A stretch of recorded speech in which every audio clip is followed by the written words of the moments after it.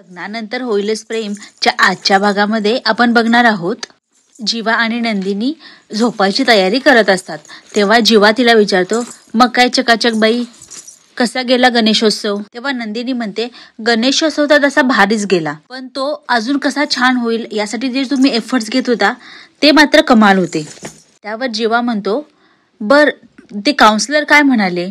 त्यावर नंदिनी म्हणते, काही नाही, 1 महिना तसा बरा गेला आणि पुढचे 5 महिने असेच जातील असं म्हणून त्यांना सांगितलं. पण अचानक का विचारलं तुम्ही असं? तेव्हा जीवा म्हणतो, काही नाही, असं सहजच विचारलं. नंदिनी म्हणते, असं कसं, हा विचार का आला तुमच्या मनात? जीवा म्हणतो, इथून पुढे काही चांगलं घडणार असेल तर. तेव्हा नंदिनी म्हणते, काहीतरी चांगलं घडावं असा विचार का आला तुमच्या मनामध्ये? आणि जर आलाच असेल तर तुमच्या मनाला सांगा.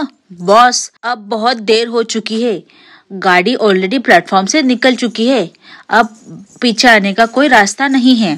खरं तर ना, मला आता या लग्नात इंटरेस्टच नाहीये. तेव्हा जीवा तिला विचारतो, तू खरंच एवढी सॉर्टेड आहेस का? तेव्हा नंदिनी त्याला उत्तर देते, एखादा धागा तोडून जोडल्यानंतर जोडल्याची गाठ तिथे राहतेच ना. आणि आता माझं ठरलेलं आहे की मी तुमच्या मागे मागे येणार नाही.